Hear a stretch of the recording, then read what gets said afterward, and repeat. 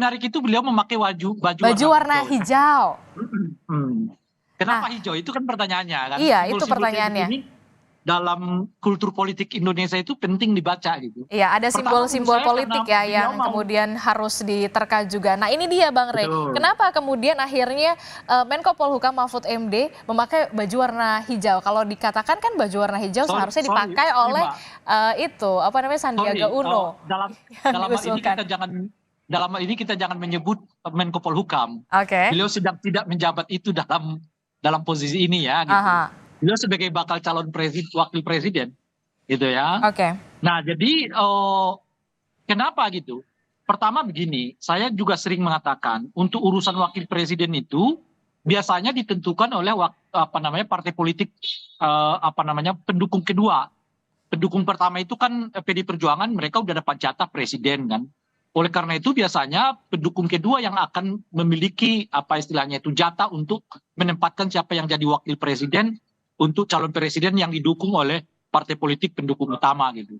Nah tentu saja dari 3 partai politik yang sekarang deklarasi kepada Ganjar Pranowo itu, yang salah satunya yang terbesar dan yang memenuhi syarat untuk mendukung secara formal itu adalah P3 gitu.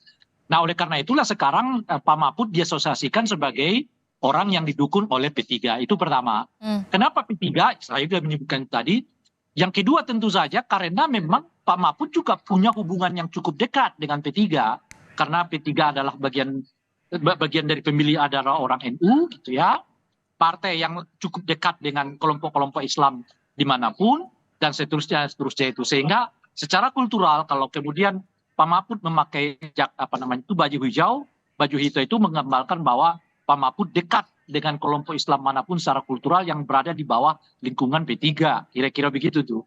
Nah faktor yang ketiga mengapa itu dilakukan ya karena menurut saya P3 juga ingin mengambil efek elektoral dari pencalonan Ganjar sebagai calon wakil presiden. Harus kita ingat karena sebelumnya P3 udah mengusungkan nama Sandiaga Uno sebagai bakal calon wakil presiden dari P3, tetapi kemudian nggak diterima.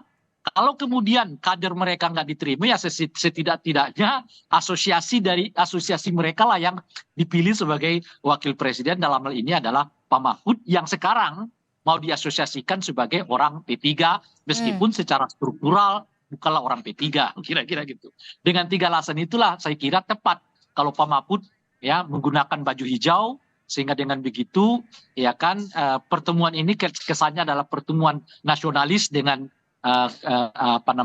religius, kira-kira begitu tuh. Pak Mahfud ya tentu saja mewakili kelompok atau para pemilih yang bernuansa religius gitu. Dalam hal ini tentu Islam moderat ya, kelompok politik Islam. Sementara Ganjar mewakili kelompok nasionalis gitu. Oke, ini